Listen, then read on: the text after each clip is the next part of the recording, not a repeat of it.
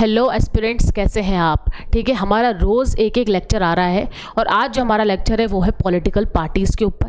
यहाँ पे जो आउटमोस्ट जो इम्पोर्टेंट चीज़ वो है कि पॉलिटिकल पार्टीज़ कैसे रिकॉग्नाइज होती है नेशनल पार्टी और स्टेट पार्टी के लिए। ठीक है, तो वही चीज़ हम यहाँ पे पढ़ेंगे।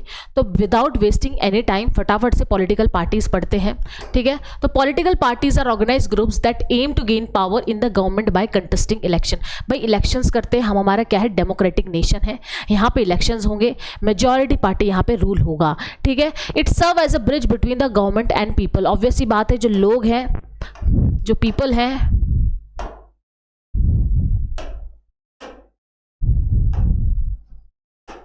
people will do what? They will vote, they will select their representative, right? They will select the representative and the representative will form the government. ठीक है, तो ये हो गया है रिप्रेजेंटेटिव और गवर्नमेंट। ठीक है, इट्स फंक्शंस। रिप्रेजेंटेटिव्स, अब देखो फंक्शंस क्या है पॉलिटिकल पार्टीज के।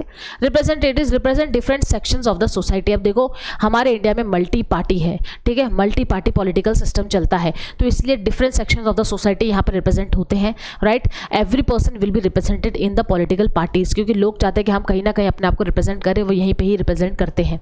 ठीक है, political socialization, mobilization, education and political activate people. और जैसे ही आते हैं क्या, इलेक्शंस आते हैं, कैसे पीपल एक्टिवेट हो जाते हैं, अरे ये वो स्पेशली अंकल आंटीज। ठीक है, तो ये यहाँ पे पॉलिटिकल सोशलाइजेशन होता है। रिक्रूटमेंट ऑफ लीडरशिप, ठीक है, यहाँ पे क्या होता है, लीडरशिप का यहाँ पे क्या होता है, रिक्रूटमेंट होता है। मेजर पार्टी के जो लीडर्स होते हैं वो यहाँ पे पीएम बनते हैं। ठीक है, पॉलिसी फॉर्मुलेशन, यहाँ पे पॉलिसी फॉर्मुलेशन होती है पॉलिटिकल पार्टीज वगैरह। फॉर्मुलेशन ऑफ गवर्नमेंट बनती है। अपोजिशन, एक्ट एज अपोजिशन, जो अपोजिशन पार्टीज होती हैं, ठीक है, जो सेकेंड लार्जेस्ट पार्टी होती है वो अपोजिशन बनती है, जिसको बोलते हैं कि हाँ भाई ऑल्टरनेट गवर्नमेंट बोला जाता है अपोजिशन को।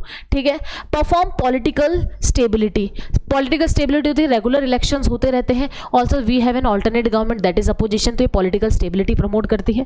और इन्फ्लुएंस पब्लिक ओपिनियन, ठीक है, लोगों के भिन्न भिन्न तरीके के ओपिनियन होते हैं जब इलेक्शंस होते हैं, और इस चीज़ को क्या कर रहे हैं, इन्फ्लुएंस करते हैं अपने अपने क्या पॉलिसीज से, अपने अपने नेता, अपने अपने नो व्हाट वी से, अपने पॉलिसीज और व्हाट वी से मार्केटिंग स्किल्स वगैरह से। ठीक है, जितना हो सके उतना वो दूरदर्शन वगैरह पे, और जब आप जाते हो पैम्पलेट्स वगैरह बचते हैं, ठीक है, बढ़ते हैं, तो उससे इन्फ्लुएंस करते हैं ये पब्लिक ओपिनियन। ठीक है, चलो भाई आगे चलते हैं। ठीक है, party system in India, multi party system है, ये मैंने आपको बता ही दिया।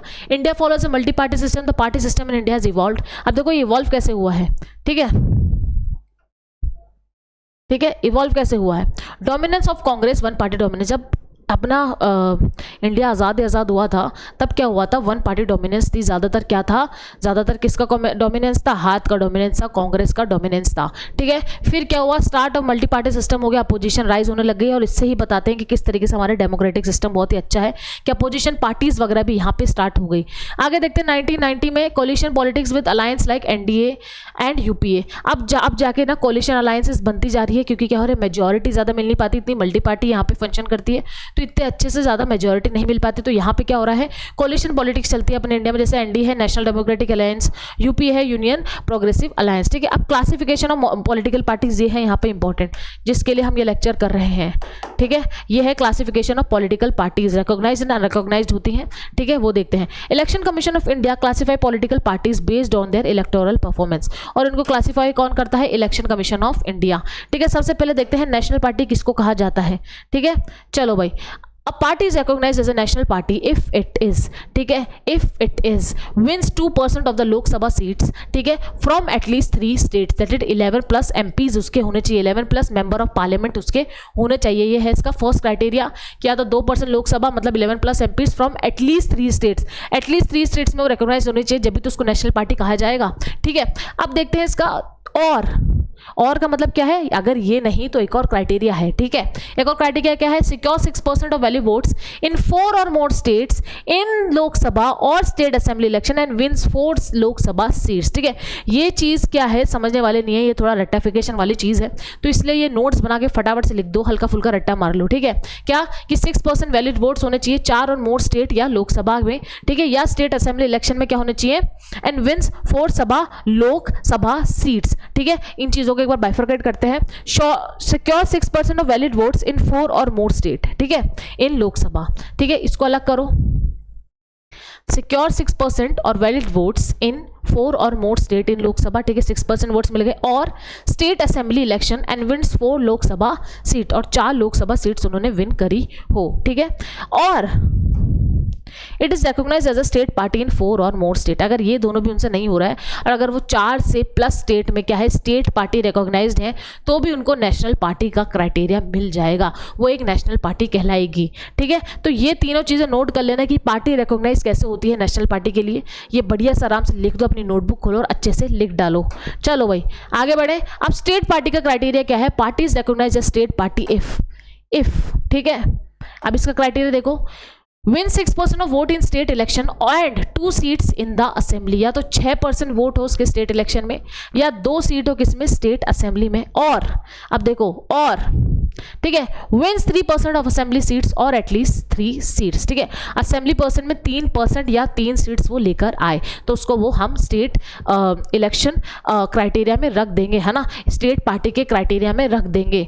या wins 1 Lok Sabha seat from the state, और वो स्टेट में से एक लोकसभा सीट ले आए तो भी वो स्टेट पार्टी कहलाएगी, ठीक है। तो ये और करके ऐसे ही बनाना अपने इसमें डायग्राम में। और secure 8% of total valid vote, state के जो टोटल वैलिड वोट्स है उसका 8% अगर वो ले आएंगे तो भी उसको स्टेट पार्टी कह दी जाएगी, ठीक है। तो भाई यही था हमारा सबसे मेन चीज जो हमें यहाँ पे पढ़ना था कि भाई नेशनल पार्टी का क्राइटेरिया क्या है और स्टेट पार्टी का क्राइटेरिया क्या है, ठीक है। अब आगे बढ़ते हैं कि भाई बेनिफिट्स क्या है, उसको रिकॉग्नाइज क्यों करें, भाई क्या जरूरत है रिकॉग्नाइज करने की, देखते हैं क्यों जरूरत है, ठीक है। Recognize political parties in India enjoy several advantage provided by the election commission of India. अब देखो आप रिकॉग्नाइज्ड हो, ठीक है, एक तो आप पॉपुलर हो ही, उसके साथ साथ आपको इलेक्शन कमीशन ऑफ इंडिया कुछ एडवांटेजेस देता है, और वो एडवांटेजेस क्या है वो देखते हैं। Reserve symbol gets an exclusive reserve symbol which can not be used by other parties और कैंडिडेट्स। आप देखो जैसे कि कांग्रेस का हाथ है वो रिजर्व है कांग्रेस के लिए, अब वो कोई और पार्टी उसको नहीं यूज कर सकती। आगे देखो free broadcast and telecast, national and state parties get free air time और Doordarshan and All India Radio, ठीक है, उनको फ्री ब्रॉडकास्ट मिलता है ऑल इंडिया रेडियो पे या दूरदर्शन पे, किस किस का फेवरेट है दूरदर्शन, ठीक है। फाइनेंशियल बेनिफिट मिलता है, क्या है, can receive donation from corporation and individual, they are eligible for tax exemption under income tax act 1961 and can access electoral bonds for funding, ठीक है, इलेक्टोरल बॉन्ड से भी आप फंडिंग ले सकते हो और वहां पे आपको एक टैक्स एग्जेम्पशन भी मिल जाता है। देखो कितने फायदे हैं अगर आप क्या हो स्टेट पार्टी हो या नेशनल पार्टी हो, ठीक है, तो आपको रिकॉग्नाइज हो रहे हो तो ये बहुत ही बड़ा फायदा है। Free copies of voter list and electoral rolls, आपको फ्री कॉपी मिलती है वोटर लिस्ट की और इलेक्टोरल रोल्स की। Lesser nomination fee for candidate, और कैंडिडेट्स की जो नॉमिनेशन फी होती है वो भी कम कर दी है। कैसे, candidate from recognise political party have to pay lower security deposit compare to independent candidates. Independent candidates को जो फीस देनी पड़ती है उससे भी लोअर होती है यहाँ पे रिकॉग्नाइज पॉलिटिकल पार्टीज के मेंबर्स की फीस, ठीक है। वैसे ये चीज़ गलत है क्योंकि अगर कोई इंडिपेंडेंट लड़ रहा है और कोई अगर रिकॉग्नाइज पॉलिटिकल पार्टी से लड़ रहा है तो देखो रिसोर्सेज तो रिकॉग्नाइज पॉलिटिकल पार्टी के पास ज़्यादा है, राइट। तो मेरे हिसाब से तो दोनों की फीस सेम ही होनी चाहिए, ये चीज़ एडवांटेज में देनी चाहिए। क्योंकि डिसएडवांटेज ये क्या कर रहा है, लोगों को प्रमोट नहीं कर पा रहा कि वो भी जाके इलेक्शंस में ट्राई कर सके, राइट। क्योंकि we all are democratic country, every person have a right to profess anything और एनीथिंग और anywhere field they want to go, right. So that's why ये चीज़ मेरे को थोड़ी गलत लगी, बट ठीक है इट्स ऑन यू, आपके क्या इसके अंदर राय है मुझे बताना। स्टार कैंपेनर्स तो आपको पता ही होगा, स्टार कैंपेनर्स आते हैं, ये बुलाया है वो बुलाया है। Recognize party can nominate star campaigners, national parties कितने रख सकती है 40 रख सकती है और स्टेट कितने रख सकती है 20 रख सकती है, ठीक है, समझ में आ गया। Expenses of the campaigners are not counted in the individual candidate election expenditure. अब देखो इंडिविजुअल कैंडिडेट इलेक्शन एक्सपेंडिचर बहुत लिमिटेड होता है, राइट, तो वो इलेक्शन एक्सपेंडिचर से आप ऊपर नहीं रख सकते खर्चा, ठीक है। तो जो ये स्टार कैंपेनर्स होंगे अगर आप रिकॉग्नाइज पॉलिटिकल पार्टी हैं तो स्टार कैंपेनर्स का जो खर्चा है वो आपके इलेक्शन एक्सपेंडिचर में इंक्लूड नहीं होगा। तो नेशनल के लिए 40 है और स्टेट के लिए कितनी है 20 है, ठीक है।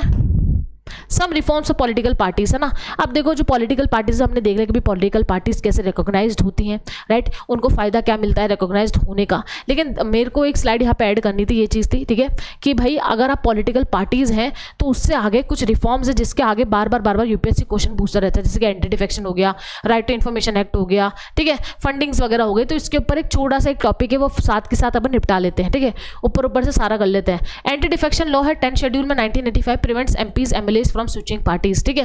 पहले क्या होता था भाई, ये डर लगा रहता था कि भाई क्या होता है कि अगर भाई किसी भी एमपी एमएलए को बोल दिया गया कि भाई हम आपके हिसाब से नहीं चलते तो क्या करते थे, पॉलिटिकल पार्टी छोड़ देते थे।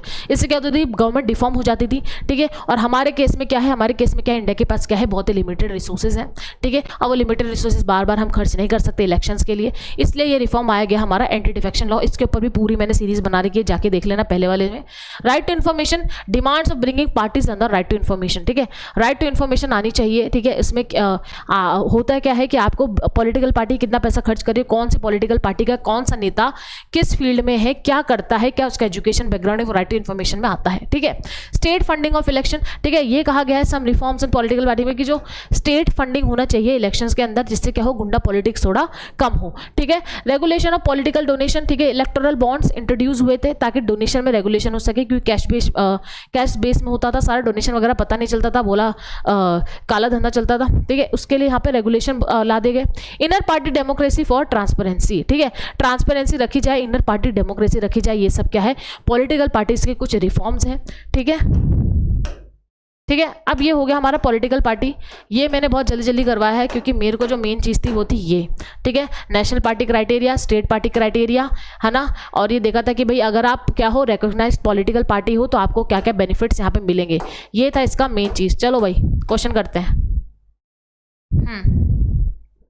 The rise of political parties is directly link to the emergence of, अब देखो rise of the political party, ठीक है। मैंने क्या बताया था कि जैसे ही राइज हो रहा है पॉलिटिकल पार्टी, वो क्या करता है, हर समाज को रिप्रेजेंट करता है, इसलिए हमारा जो पॉलिटिकल पार्टी है वो मल्टी पार्टी सिस्टम है। तो अब यहाँ पे ऑप्शन देखो, क्या मॉनिटर डेमोक्रेसी, नहीं। डायरेक्ट डेमोक्रेसी, नहीं, ठीक है। क्या है, रिप्रेजेंटेटिव डेमोक्रेसी, ठीक है। क्योंकि क्या कर रहा है, हर समाज को, हर कास्ट, रिलीजन, सेक्स, ठीक है, और state, SC, ST, OBC, EWS, ठीक है, एवरी चीज़ों को ये क्या कर रहा है, रिप्रेजेंट कर रहा है, इसलिए इलेक्शन क्या है, एक रिप्रेजेंटेटिव डेमोक्रेसी है। तो आंसर है हमारा 3, ठीक है, समझ गए। तो चलो भाई, थैंक यू सो मच, आपने आपकी नॉलेज बढ़ाई इस चीज़ के अंदर, और हम ये लेक्चर्स बहुत ही शॉर्ट एंड क्रिस्प रखने वाले हैं ताकि आपको सिर्फ ऑन द पॉइंट चीज़ें पता चले, ठीक है। तो चलो मिलते हैं नेक्स्ट लेक्चर में।